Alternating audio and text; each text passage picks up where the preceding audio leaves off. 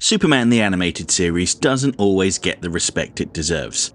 I know the majority prefer Batman the Animated Series, myself included, but it had some absolutely tremendous, sophisticated scripts. Case in point, the episode The Way of All Flesh, the story that introduced Metallo and helped to further cement Lex Luthor as an amoral monster. This is a great story about what it means to be alive, how much our sensations enrich our existence, and sets up a really strong contrast between Superman, Luthor, and Metallo. If you haven't already seen the episode, I will try to keep the summary brief. John Corben had been a loyal soldier for Lex Luthor. He led the crew that pretended to steal the Lexoscale 3000 battlesuit so that Luthor could sell it off the books, and when he was caught by Superman, Corben kept his mouth shut and did his time.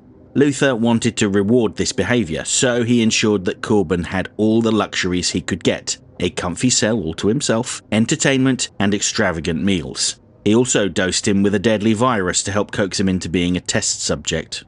Faced with his own mortality, Corben agrees to have his mind transferred to a robotic body powered by kryptonite. And Luthor really sells him on the deal. Just think of it. No more sickness, pain, or aging. His new body will be near indestructible with massive super strength and a radioactive heart powerful enough to bring Superman to his knees. It's an intoxicating power fantasy, even if Corben is a little hesitant. Initially, he's ecstatic with the results though. He's able to do things a normal person could only dream of. But when he steps outside, he realizes he can no longer smell anything. Sure, he'll never feel hungry again, but if he did eat, he wouldn't be able to taste anything. Even when looking at women, one of his other vices, he feels absolutely nothing. Luthor told him that this upgrade would make him a god, but it has trapped his mind in a permanent, inescapable prison of sensory deprivation. This is the folly of Metallo. And this isn't something that was in the comics. This came directly from the show's creative team. And the really smart thing they did was to sit down and think about how a mind might react to having every physical feeling stripped away. Their conclusion was that a mind desperate for stimulation is forced to pivot towards more abstract psychological sensations. For a career criminal like Corben, the only available substitute for physical gratification is power. Cruelty becomes his new sensory input. Since his cybernetic nerves cannot register the warmth of a woman or the scent of a rose, he has to chase a different kind of rush, the high of absolute dominance. Inflicting terror becomes the only way in which he can interact with the world and convince himself that he's still alive. His sadism is both a character flaw and a coping mechanism for a deadened soul. Now, I talked about this in a bit more detail in a separate video, linked to in the info button, so add that to your watch later list if the subject interests you. But his transformation completes his narrative arc. He evolves from a man inside of a machine to a man who literally is a machine.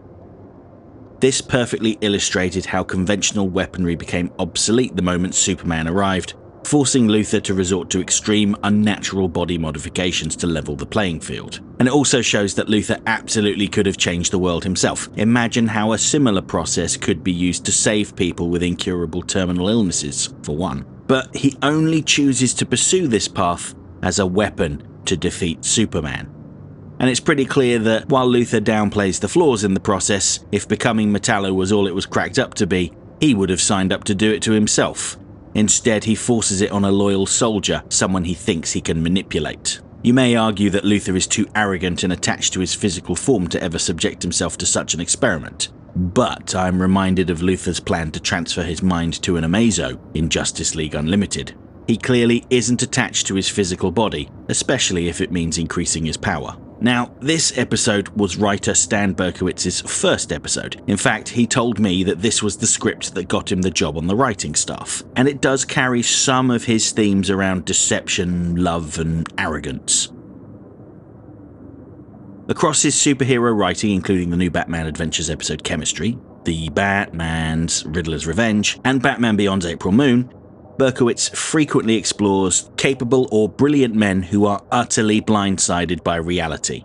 These characters excel in one specific area of expertise, but are woefully lagging behind in emotional intelligence and self-awareness. Stuck in an adolescent phase of psychological development, they project safe, idealized fantasies onto their lives, only to be completely ruined when the harsh truth of the world breaks through their illusions. While not a genius, Corben was a capable soldier, someone of extreme skill, and he made the mistake of trusting Lex Luthor. He never questions how he got a rare tropical disease in prison. Everyone assumes he must have just picked it up on his travels, and it never enters his mind that someone might have intentionally infected him. When Superman discovers proof and shows Metallo, he is outraged. But rather than enacting his revenge quickly and without mercy, he decides to make a game out of it. He tries to infect Luthor with the same virus and really draws out his suffering. Despite technically being a flawless machine designed to kill Superman, Metallo is consistently defeated by his unevolved human flaws, his sadism, vanity, and adolescent desire for immediate gratification, which clouds his judgment, causing him to delay his victories and ultimately fail. This emotional instability is ultimately why he never succeeds. On the yacht, he should have crushed Luthor, but instead his sadism turns what should have been an immortal weapon into a pathetic screaming consciousness trapped at the bottom of the sea, which was a beautifully creepy image to end the episode on. At the same time, there is a sexual nature that creeps into the story.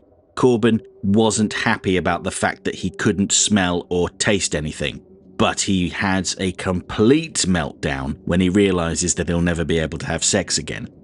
He instinctively forces himself on Lois Lane, but rather than getting aroused, there's no feeling at all, and he's mortified. Luthor had told him that there would be adjustments in the future to rectify this, but Corben didn't realize that they were adjustments he would have to make. He thought scientists were working on some sort of sensory chip. When faced with his new reality, Corben rends the flesh from one side of his face and rips his shirt apart, channeling the raw, violent lamentation of an ancient Greek tragic hero, realizing that they are undone. John Corben is no more. All that is left is Metallo. And that brings me to a philosophical question. Is Metallo really John Corben, or is he a machine that's been programmed to believe that he is John Corben? I ask this because they don't go into details about how the transfer works. It could be that his mind is physically removed and placed in the robot's body, but it could also have been digitized and transferred over. I think that most assume that it's a literal transplant, but if that were the case, all the times that Metallo had had the kryptonite removed and was left powerless for weeks at a time would mean that his brain would be starved of oxygen and it would die.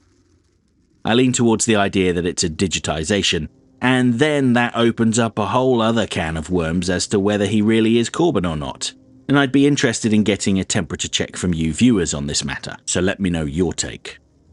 Regardless of what we think, the characters firmly say that Metallo is Corben, and Luthor presents it as an upgrade. Now, Lex Luthor is another character that Berkowitz excels at writing. Luthor is a genius, one of the top 0.00001%. He has the potential to change the world. Just look at what he did with Metropolis. He takes credit for completely rebuilding it, turning it into the shining city of the future, moving the grimy underworld behind the scenes, but that's a separate matter. His greed and his arrogance will always prevent him from ever feeling like he is enough, though. If he's not on top of the food chain, then he may as well be at the bottom. And that's the irony of Lex Luthor. For as clever as he is, he's utterly clueless. He resorts to deception and trickery to meet his objectives, and anyone that works with him is entirely disposable in his eyes, from Metallo to the prison doctor that poisoned Corben. Once he was no longer useful, he was murdered and his body was never found. And this really underlines how this episode acts as a complex study of power by contrasting three distinct archetypes. Superman possesses godlike alien capabilities but remains deeply emotionally mature, actively choosing to live a grounded life as Clark Kent to savor simple human connections and sensory joys. He may not always be right, but he always tries to use his power responsibly.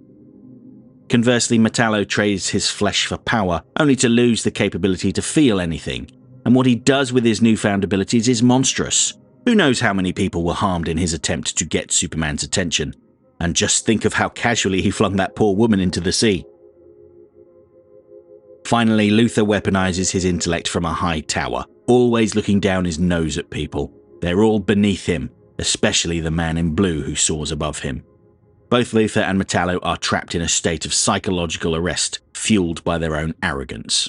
Ultimately, this is the profound irony of the way of all flesh. In their desperate bids to stave off their own mortality, both Luthor and Metallo end up becoming far less than human. They view Superman as an alien outsider, yet it is the Man of Steel who truly understands the sanctity of human life, the joy of a passing breeze, or the comfort of a home-cooked meal. Yes, sure, he's not from Earth, but he's more human than Luthor and Metallo. Superman's greatest strength is his willingness to be grounded by the very flesh that Corben threw away, and Luthor so deeply despises. By stripping Corben of his humanity, Luthor built a deadly weapon and trapped a deeply flawed person in a mental prison worse than any cell he'd ever been in. It's episodes like this that prove that Superman the Animated Series deserves to be held in exactly the same regard as Batman the Animated Series. It was a canvas for sophisticated Greek-level tragedy disguised as superhero action. Thanks for watching, everybody. As ever, don't forget to hit the like button if you enjoyed it, subscribe if you're not already, and tell all your friends about me. Special thanks to my channel members whose names have been scrolling on screen for a little while now. They helped to make this video possible. If you'd like to see your name on screen and get early access to all of my video essays, then join the channel now. See you next time.